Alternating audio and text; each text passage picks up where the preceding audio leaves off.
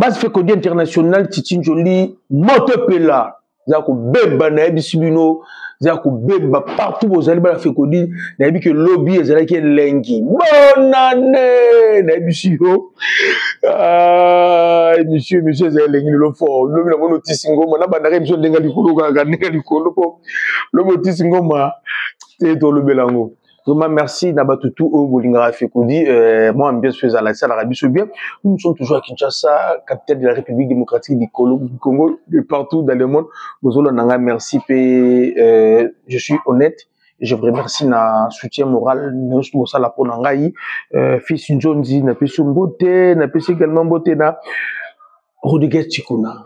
Beauté na Bossa Binoté.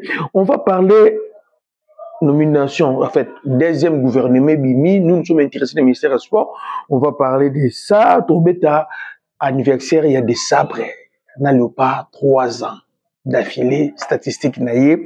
On va parler également classement qui va club au niveau de CAF et Bimi, Torbeta les soldats professionnels Nabiso, et Torbeta la chaîne, tout ça, la analyse, il y a match, Torbeta qui est un match héroïque pour Nabiso parce que on courait derrière cette victoire. Non vraiment victoire, mais le but. Après 4 matchs d'affilée, on n'arrivait pas à marquer un but. Et on courait derrière le but. Le tout premier but, il faut marquer dans la chaîne. Toujours avec le même coach Tisungomba et bien le Kota qui détourne à l'isolo lelo et qui ça la plaisir na Galvin nous maman nous Kambaka sans oublier maman Christina Ndi Bajos Kassere Kanapé Sombote Batutu Bozulanda Fekodi. Merci ndenge mkilezalagad aux États-Unis, Canada, na niveau ya Auxerre, Batutu, na pesi binombote, coach Abou, ya ministère Ngalula, gouvernement remanié Salamaki, na ministère Nabiso ya sport, Didier Boudimbo a été reconduit, félicitations à ye, Batuni a vu Nangane, Botuni, moi je suis pas d'accord. Na pesi aïe point Nangai. Pourquoi na ningaki ya zongate? Parce que na mona qui a une vision morte dans football, na sport congolais, a un projet de mon côté. En fait, on a promouvoir politique nationale de sport. Moi, on a ça là. Égalité. Tout le monde y a qui conseille na makamunaye, qui n'a pas bloqué ba Maroc, ba Monaco, ba Barça, ba Nini, à qui n'a qui heureusement pour lui, bon on est bien dans le gouvernement. Donc deux mois c'est qui on a na ba raté na scène de stade de Marty. Moi bloqué belé tout le monde qui vraiment non. Parce qu'il devait d'abord avoir une politique sportive nationale. À partir de la politique sportive nationale, il fallait se lancer. À partir il y a carnaval aux Zanango. Il y a des choses par rapport à la politique nationale du sport. Et tout le monde qui est à une carabongo, à comme qui n'est carabongo, qui n'est carabongo, et le carabongo. Si tu as qui me dit non, on a banani wana. Là, on est d'accord, on a été. Place dans la d'accord, on a été. Ils ont dit que à un problème dans la fédération. Nous avons un problème dans Bangote, là je suis d'accord avec lui. Sauf que, il y a un Bambo et Mickey. Comprendre, Bambo et Mickey organiser un match, Bambo et Mickey, 80 000, 5 000 $. À Simbangote. Parce que dans la d'accord, on a été là, on parle de millions. L'idée vous dit, ma charme beaucoup. Là, on parle de 100 000 et 80 000 à charme beaucoup. Vraiment, bon. Félicitations d'ailleurs, mais chez nous, jusque-là, on a l'idée Boudimbu, si tout de la rouge écoute déjà. Donc, c'est pas dit soit reconnu, tout le monde, non. Juste fait quoi dit. Tout l'heure, l'endroit à mon tout, tout vivant, l'endroit à mon tout. Tout là, la dans la palais, tout colle la main à l'orbe, on a lipa. Maté qu'on fait, tout colle la main lipa, maté qu'on fait. Nous avons fait quoi dit. Bobine a fait quoi dit. Mais ça, je sais pas, il y a 50 francs. Il y a 20 francs, tout le monde, ça, je sais pas, kangaka, waouh! Au sommet libre battu le soupe na sabanze toana ba peto ba jo ba teka bangulo otambusala ba mafuta ngulu wana otuna kati lipa bo liel pa to juli pa mateko fele ovandi okotuska idéologie na sanzete ba 17h16 bo panzani boke parler et ça fait codiste donc nous sommes pas batambongo donc mais ça na pauvreté na biso mais pour intérêt batlet biso qui ndeliboso to ko envier via ko koma dans mbongo te pour na ko trahir nation ba o bazolo la mbongo pour notre nation ba osuka ba buta ba kizengi ba bimana bana na bango et tali bisote Didier Boudimbu félicitations na yo bongisa soko bongisi te enfin o bongisa to boso bongisi to bongisi na soko bongisi te to continuer kaka ko sera toujours na 12 na yo félicitations côté na yo Stade des Martyrs Didier Boudimbu a oti ko sur féminin officiel Stade des Martyrs ils allaient faire pour nos travaux pour un match aujourd'hui contre le Sénégal. La recommandation il y a FIFA pour Stade des Martyrs ils allaient homologuer peut-être au début bah éviter Stade des Martyrs ils allaient homologuer mon on donne de sursis donc l'idée vous dit bah annoncer à Robanda Kala mais cette fois-ci bah bakangiango bah ça là va travaux bon na un mois etikali je sais pas bah travaux ni bah au sala na un mois où moi je ne sais pas bon bah bon ça dans toilette faut pas bah bon ça c'est toilette bah mais quand combat c'est bah soko la Stade des Martyrs na bah Javel vraiment ba nika ba kiti wana ba nika ba nino là ba me ko répondre ba place moi qui m'a présenté ba retoucher vestiaire également pelouse je sais que dans un mois il y a si m'a tout à la bombe mais surtout volonté zanango donc moi fond la Stade des Martyrs na un mois wana quand même maman longue monana vraiment bon s'inquiéter Stade des Martyrs et kangami pour un mois bon je sais pas pour un mois parce que trouver la Stade na les 6 je pense là Sénégal de quand même pour 2-3 semaines pas vraiment t'encourager Idéwana et vraiment merci joyeux anniversaire coach de Sabre joyeux anniversaire 3 ans jour pour jour coach de Sabre na tête FDA football et équipe nationale de RDC Seigneur Messi coach de Sabre vraiment Sébastien joyeux anniversaire na yo et joyeux anniversaire na mariage où ils allaient à fédération de Bisso na décembre mariage où ebotu ba fuir malamu après 3 ans la tête équipe nationale de Bisso décembre bilan naie je pense to calculer na bino bomona un peu vraiment positif il a joué 33 matchs avec coach de décembre nous avons joué 33 matchs avec décembre il a 16 victoires 10 matchs nuls. Pour mon 16 victoires, 10 matchs nuls. C'est déjà ébélé et 7 défaites. C'est ça. 16 victoires, 10 matchs nuls et 7 défaites. Et c'est sur 33 matchs joués. Donc, coach de Sabre, vraiment, merci. Nous allons continuer pour ça. Nous allons au Maroc. Nous allons au Maroc et notre souci, nous allons la Coupe du Monde. Améliorer les statistiques, nayo, les cas améliorer. Et ça, la biso bien, bah, fait que dire, est-ce que vous allez souhaiter coach de Sabre, bah, joyeux anniversaire. Il y a 3 ans, la tête de la fédération, la biso, l'équipe nationale, la biso, n'a pas commentaire, moutounion surtout, dans mon abo comela. Dans mon abo comela, vraiment, coach de Sabre, bah, joyeux anniversaire. Il est ça, la biso, vraiment, c'est très bien. Après, il a marqué 37 buts, dans 33 matchs, 37 buts, marqué et 17 buts encaissés. Donc, goal la virage, ça a plus 24. Vraiment, coach de Sabre, merci, Nayo, Kotukuna, on évolue. Je profite pour saluer Eloge Kopan dans ma combo depuis les États-Unis. Byzance Mbou également, Napesio Mbote, papa, Florent Bouman, Napesio Mbote, Batunia Soubolinga Fikodi, Boza partout, Napesio Mbote. Classement, il y a un club, le niveau, il y a CAF. Et tu es copie. Vous allez remarquer, le place que nos clubs occupent, le classement, on a TP Mazembe qui est aujourd'hui 14e en Afrique. 14e en Afrique, TP Mazembe. Bokamwe. Ce TP Mazembe 14e, Toyoka. TP Mazembe 14e, suivi de Maniema avec 30,5 points. Suivi de Maniema Union qui est 43e avec 43e avec 5 points. Suivi de Vecleb, 49e, 5 points également. Il y a Lupopo qui est 57e, 3 points. Imana, 68e, 1,5. Ce qui le Mazembe a commis 14e en Afrique. Ça vous dit quoi? Ça prouve que notre football, rien ne va, rien ne marche. Football Nabiso, point haut en termes de résultats dans la Ligue des Champions, dans la compétition interclub. Vite Koufana depuis 2014. 2014-2015, vite Koufana. Donc vite à 2016, les restes de tirés dans le faux et de faux. 2016, 2017, 2018, après, on a un système avec elle. Il m'a dit que tu as battu Bana Kanga Biso Catch. Tu as battu Bana Kanga Biso Catch, c'est Chris Binon de Koufa. Il faut qu'on fasse un travail de fond pour nos clubs. Nous devons faire un travail de fond. Au sein de nos clubs, au sein de nos fédérations, au sein de l'INAFOOT. Toujours qu'il y a un balé. Batale zana yango, mais toujours qu'il y a un balé. Tout ça, c'est Constant Omari. Tout ça, c'est Constant Omari.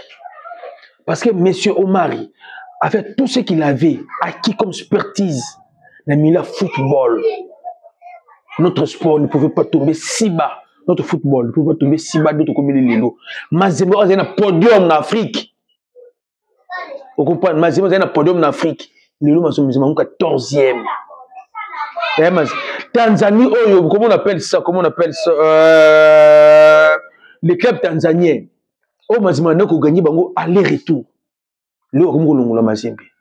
Dans un témoignage, en 2012, na Kendaki Uganda, précisément na Kampala, na Kendaki Lukakar, 2012. Nous commis na bureau debout, dès que ça la na bureau debout, na commis na bureau debout na vandi, il faut que ba mema na bond qui était la car. Oh match zo bete, na mema na stade. Na ko match à Vipère kaka Uganda oh.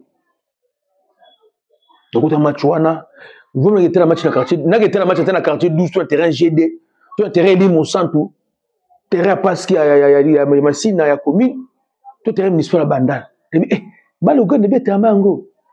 Oh, chef sur division nationale, Ligue 1 à Bango, on dit ah. Oh, pas d'habitude, oh, mais Pefking écoute tout donc. Oh, bah Ligue 2 na biso, sur la Ligue 3 na biso. Mais le Vipère on a le Ngoli Mazembe. Tu comprends? Les lots vipères wana à Longoli Mazembe. C'est parce que lorsque tu toujours mata, tu bosses qui va tout na sima, bazo copier biso. Biso to mona to comme na sommet.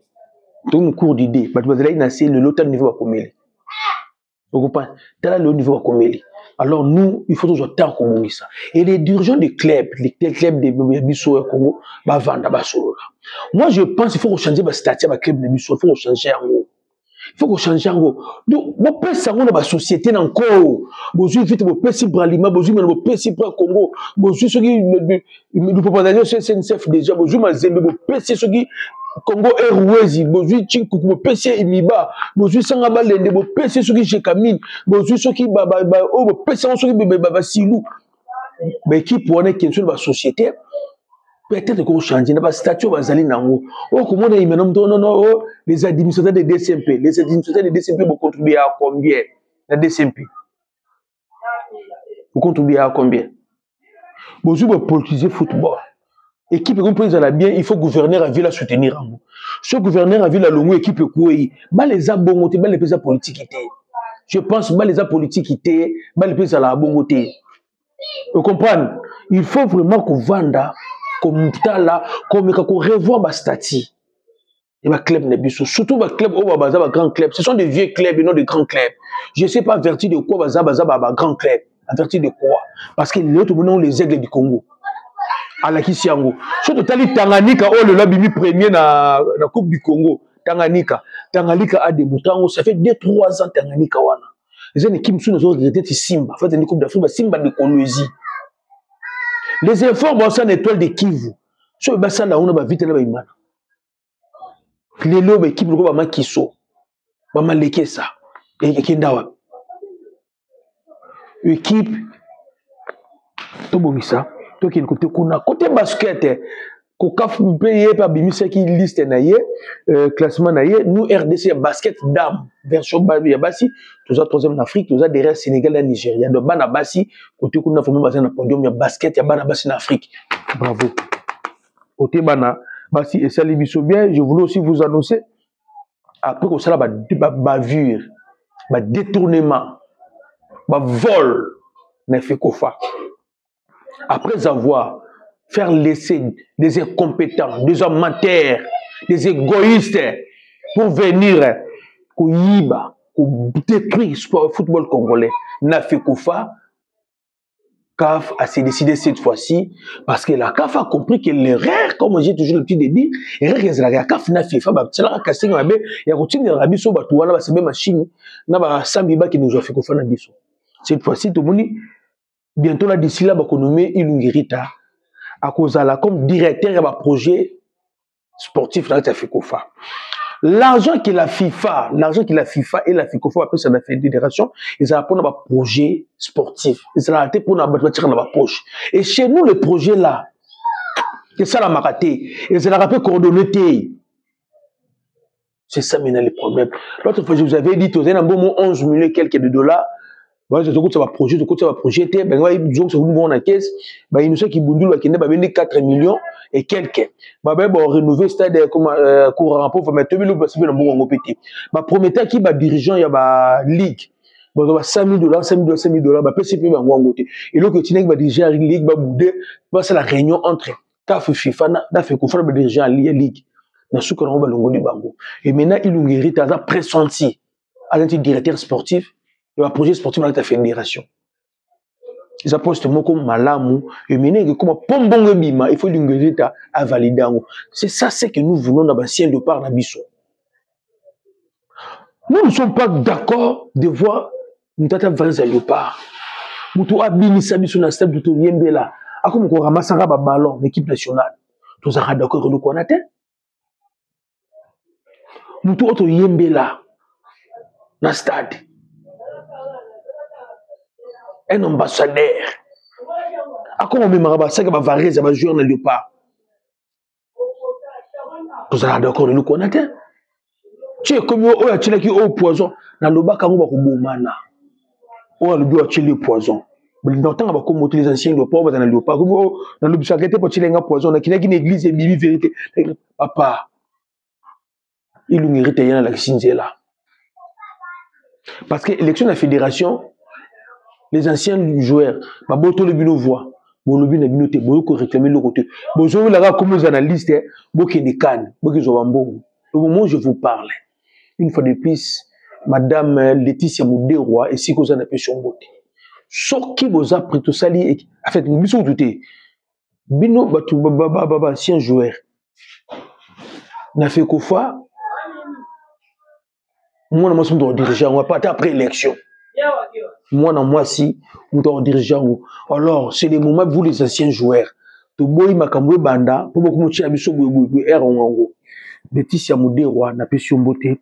Et si, Ozali, côté Kuna, merci, mana ilungerita, performance, paix, Syrine, Amsala, ils ont fait ça, UFC, Union, surtout, Union des footballeurs, qu'on appelle une beauté, Namoni, Dodo Landou, Olivier Sefi, Patrick Lokala, tout le monde IFC. La PCBino Mbote non léopard, on commence par Willy Kambola. Willy Kambola a été opéré avec succès. Na Isho janvier, na Choko Joakiwana, Willy Kambola, de Bomoni, ça vraiment c'est bon, mais il va nous manquer match à Sénégal, match à Soudan du Sud, Robert Tangote.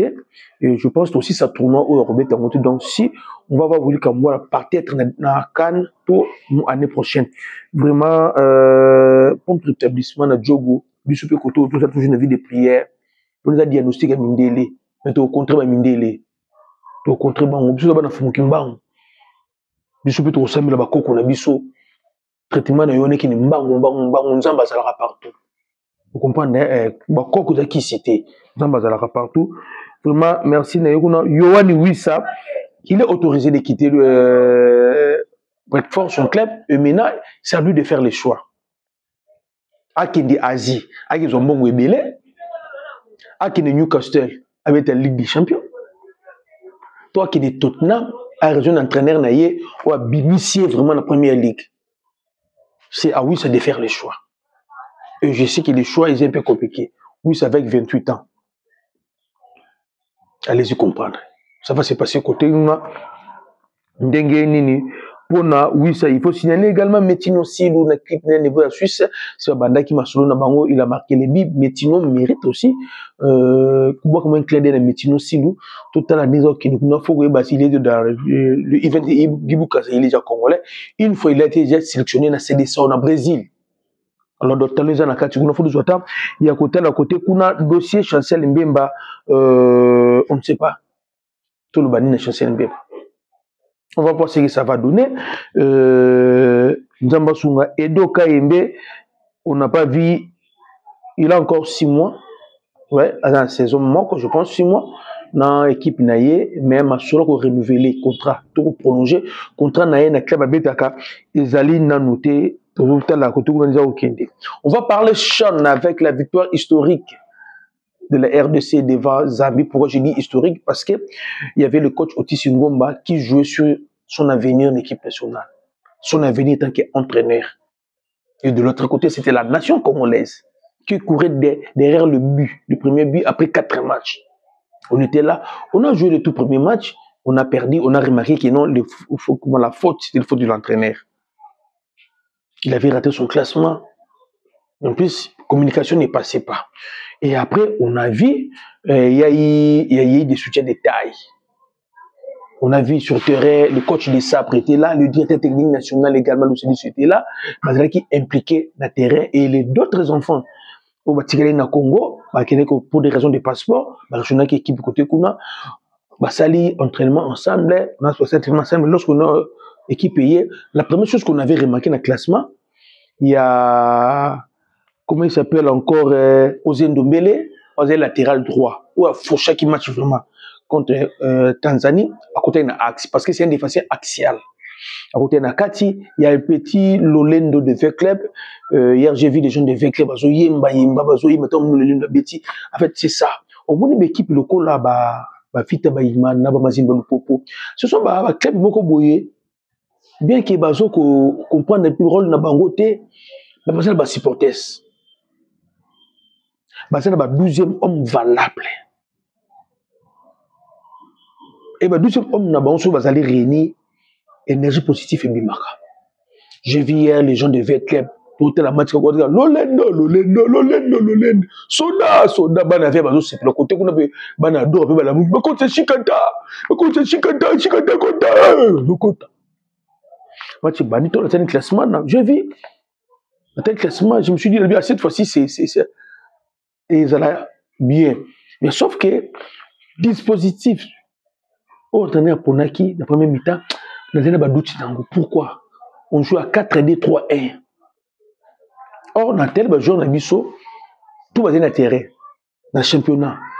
On va bêtir le système, on a profité le système, on a basé. 4-2-3-1. On va bêtir dans le côté. Nathalie Dabi, bon, ok, avec 2 sentinelles, dans la ligne défensive, dans Bisso. Il y avait 2 sentinelles, bon, ok. Coach ne veut pas trop encaisser. Elle a rassuré notre défense parce que la meilleure attaque, c'est ça. Défense, elle a rassuré la défense. Nathalie a bandit si Matobo, Oscar, a bandit si Nathalie. Je me suis dit, les 2 joueurs à Bakissi. Ça, bon, on va couloir. Mais quand tu as qui t'emballa Yemoko, tout à fait que ça va donner. Donc, moi, j'ai vu, il y avait l'envie, j'ai remarqué physiquement, mais j'ai remarqué un Kitambala, le nom de notre avant-centre là, Kitambala, il était mon rendez-vous. Il était à lui seul, à Bundisi Kaba Suchongo. De capitaine ya Zambie, à Bundisi 4-5, à Bundisi 3 Nadé na Bango. Il a fait battu un travail de titan. Il faut que un match dans l'île sur coaching et non l'île sur supporters. Oui, il avait beaucoup de déchets parce que c'est pas un tireur, c'est un pivot. Mais on avait commis déjà une erreur dans le débat début match. Il y a Matobo, à côté na carité, Kabouka à côté na carité. Tant on va le lancement na Bango. Kitambala a se retrouvé Yemoko dos au bi. Soki a dévié à gauche, il n'y avait personne. A dévié à droite, il n'y a personne. A sali dépôt du bosso, il n'y a personne. Si vous remarquez, à Meka qui tenté même de pivoter le ballon, on peut contrôler la tournée. Alors on a tali, il faut Matobo abima na kwena ye. Nani pe bakabwiki babima na bakwena bangwana. Il faut bailler comment on appelle ça, les zones de rebond. Bon, tu vas les ballons, soit dévier à gauche, parce que les zones de rebond. Il faut que la proche naïe et qui t'emballa. Parce que tu as qui t'emballa, les colons yemoko, pour ça l'angle l'autre côté. Il faut pour dans la zone des rebonds, de pas pembe na. Or pour dans la zone des rebonds, ça veut dire quoi? Il faut pas kota kana kati ya carré. Et c'est force de réparation. Une fois dévié, il faut pas dans la kati ya carré. Ce que ça là qui non soit dévié ba ballon, madame Isika di banda. Je me suis dit et loko sur la conjoncture qui simbate. To beti et côté Zambia, ils avaient compris que Petit Matubo a des joueurs à couloir. Qu'est-ce qu'il faisait? Soit jouer le ballon, protéger quand un couloir, celle qui a mire. Pas remettre la ligne en corner. Sauter le match au centre militaire. Kabouik également. Donc mi-temps. Qu'est-ce qu'on pouvait faire dans mi-temps? Il y avait Bassiala qui ne tournait vraiment pas. Est-ce qu'on devait Kobimisa Bassiala pour nous côté un avant-centre de soutien? Or, sur le côté un avant-centre de soutien, il y a Kayembe. Ouais, les Ébats Sukiwana. Il récupérait beaucoup de ballons comme son esprit. Azalaki vraiment na Adena Batakate, offensivité. Il récupérait les ballons, il peut organiser des ballons de C, mais comme même équipe, il y a un Kokamote. C'est une équipe qui est Kawana. Entre les attaquants et la défense. Qu'est-ce qu'il faut faire? D'où avant de soutien à côté, tu vas comme tout ça à tourner, tu vas salandeni. Tu vas dans Kiwana. Gabi, mon est trop bête. Oh, toi c'est compliqué pour rien.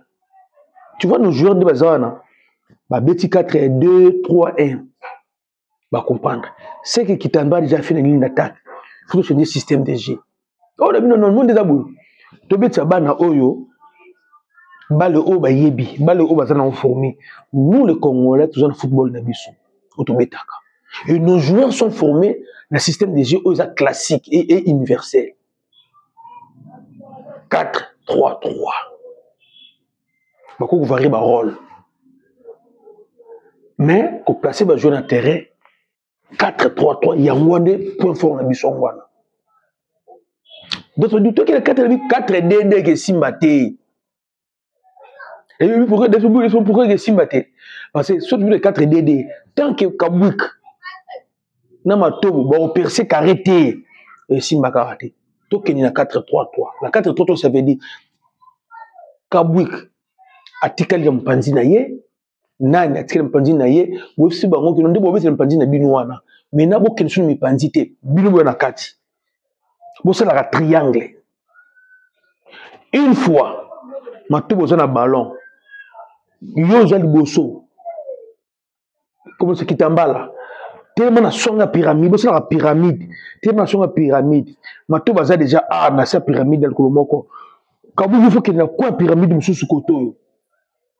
Et bah si ala yo nozala na kati pyramide non, yo rôle nozali surtout perdre des ballons. Faut tirer. C'est ce rôle ngwana. Ba fait na bien pourquoi ba ko saka ngwana. Toujours petit oyo sous linda ndangi. Revendre na bande. Petit on les aigles. Donc, ce que j'ai remarqué à l'Ibosu, c'est que non, Kabouik a nos questions de pandité. Soit jouer ballon, il faut la deuxième ligne. Tout ce qui me pandit, il faut ça de façon qu'il y a un cicatrice dans le corner, il faut zoom rater la table, rectangle na boule. Dans mon petit côté, comme Koluka, qu'on approcher, na Kitambala. Et action que y'a kiwana, moni, dans le système à pyramide, bah sali ballon, dans la pointe à pyramide. Kitambala a sali des dépôts Matobo c'est comme appuyer dans la zone à rebond dans la zone à rebond place depuis ce qui t'a attiré tu es bien liboso la vie surtout médecine te maîtriser quand que loko oyo to zo bango to bandi ko beta balle comme tu es bango bi ba fongwami et ça fait que non ba ko de fois mo ko bosana Matobo ba ko mo matra ko mata mais non petit Kayembe na petit oyo comme nous avons petit nabiso osé Ndombele capitaine nabiso comme on comprendre le système de jeu une fois Kayembe na osé Ndombele na sima kuna ba bloquer bango ba ke pas petit vite Lolendo so Lolendo zu ballon kaka atie na kati kaka ko na kati so petit wana kaka linda ndangi ya les aigles zongo atie na vide. Quand vous qui sont na vide, alors qu'ils sont pandité, ils sont en la deuxième ligne. Ils sont libres. Vous comprenez, la pied de la pyramide, moko, Kitamba dans la tête à pyramide, petit Matobo et na pied pyramide, ça les pyramide. Vous comprenez? Ça les pyramide. Et maman très comme me coucher. Les amis comme sur la tendance, ba mi masu mi panzi tina quoi ba songa na kati. Ba ko pona na retard. Koto petuna linda ndangi on a deux fois te balula ba le milieu du terrain. Ba pas surtout benga ba pas ya équerre. Ba pas militaire. Tout est deuxième bi et ba beti défense ta biso ezala qui compact c'est par rapport à match liboso parce que les petits l'olendo avec le temps aillé petit on soit qui nani nous va se comprendre qui na bango et on a gagné des 0 ba non Otis Ngoma donc se prendre moi muké papa Otis Ngoma jouer sur sa carrière on a venir dans une équipe nationale mais en fait Otis Ngoma même na Mantomo na Imana Chabi ala na pelouse na ba joueur so bon comme on ndenge parce que abane ko banga a gagné 2-0 et c'est tout se relancer pour le troisième dans poule nabi sous fait déjà 2 points 3 points battu sur troisième parce qu'on avait perdu contre Kenya et c'est lui quand même bien l'équipe est gagnée mais comme les Kakovan na ba sentiment na tilo loté to bossa na victoire wana parce que tu robeta na Maroc tu robeta na Maroc on comprend tu robeta na Maroc ce que tu as besoin ya komilinga Otis commençons par Otis Ngoma Tina c'est Tobosana victoire on a déjà tous à la concentrer tout travailler ce que tu travaillais pyramide avec chef qui tambala comme na sommet la pyramide boti qui tambala za likolo awa matobo ma zone de rebond matobo zone de rebond kabwik il faut ton luka un numéro 10 vous excusez-moi doit 10 va juste mais besoin de 10 ça un numéro 10 capable de retirer à tout moment. Une fois qu'il t'emballe devient à gauche, Kabuka Zali, à droite, Matobo Zali, soit aussi du bosso. Il faut tout un numéro 10 pour Zala, quand numéro 8 pour Zala, on va frapper, on va frapper, donc frapper vraiment à jeter. On doit travailler aussi beaucoup de pieds arrêtés. Parce que coup fois qu'il t'emballe, ça prouvait que non, tout ça, on a tiré moi, coup fois qu'il Zali, puis tu as eu Bassial, AG Bassial, il y a donc, dans l'ensemble, l'équipe va jouer à ma BT. Quand tu es sur le moment, non, vraiment, il va jouer. Heureusement pour lui, Daoud Azali Kuna, pas me comporter na malembe, tout à la dengue, tout le ça. Après là, tout le monde est ministre Benga Bango, Sololi, ils étaient à l'hôtel, Bayami Bango, vraiment, il est qui bien. Donc, il y a une image où le ministre n'a appel vidéo, de Bayami Bango hôtel, continuité Zali, vraiment, tout sengi qui met Zala, tout bon, c'est une victoire Oyo, tout préparer Mathieu Zakoya. Merci, bye.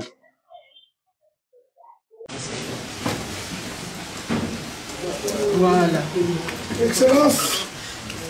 Maman Saboya. Maman Saboya. Bafle na mna les ate beaucoup connecté on a Bluetooth. Bafle là.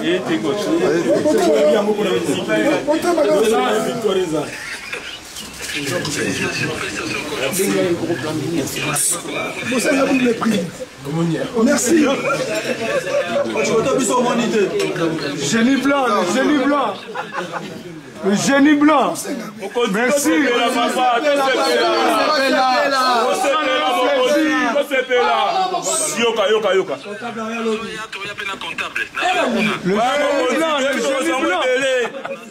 génie blanc.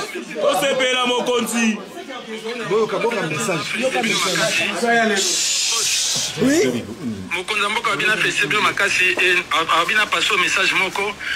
De fait, on a Kenya, ils ont faute naïveté, ils ont fait faute à joueur.